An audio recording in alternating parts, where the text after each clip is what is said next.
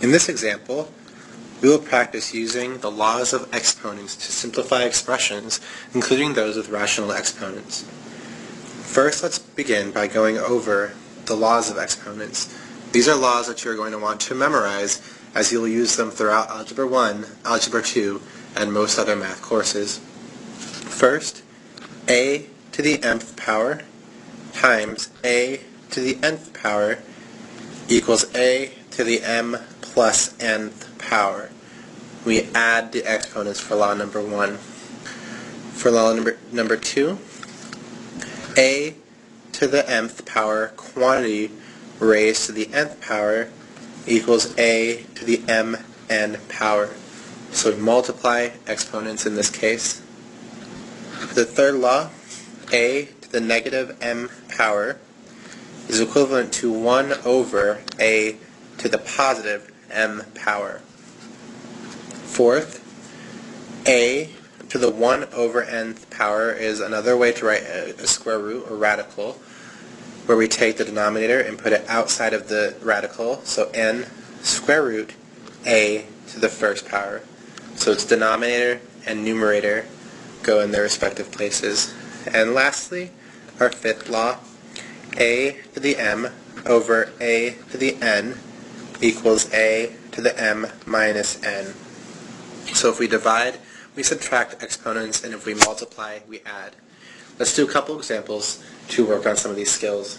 First, we're asked to simplify a times quantity a cubed b squared all over a cubed quantity squared.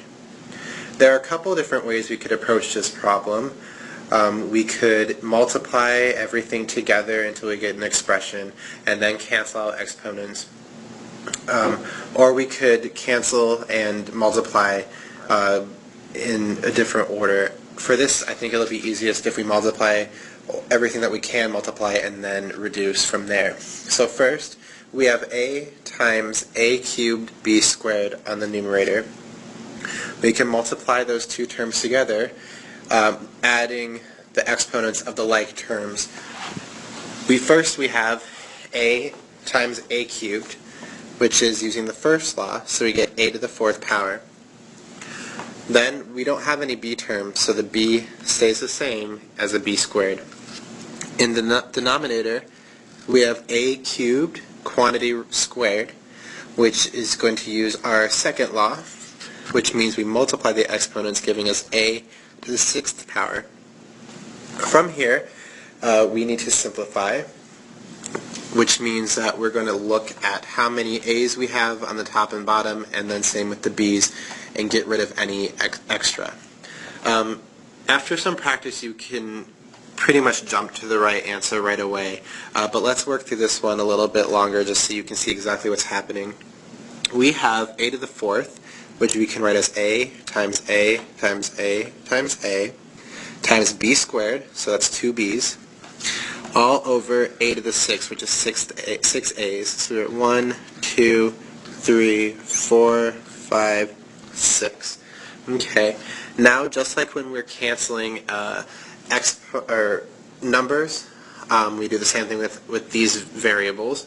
So we can get rid of 1, 2, 3, 4 sets of a's, which leaves us with a b squared on top and an a squared on the bottom. Since we have no like terms on the top or the bottom, we can say that this is complete. For a second question, they asked us to simplify 36 raised to the 1/2 power. You might be able to get this right away just because you have practice, but let's work through it. If we have 36 raised to the 1/2 power, we see that 1/2 means it's the same thing as a square root. So if we take the denominator, which is 2, and put it outside of the radical sign, put the 36 inside and raise it to the first power, we see that this is just the same thing as the square root of 36. The 2 is implied. If you know your square roots, then you can see that this is right away 6. If you don't, you can always write a factor tree. We see that this is 6 times 6, and since we're looking for this kind of relationship, we can see that this gives us right back to the same answer, 6.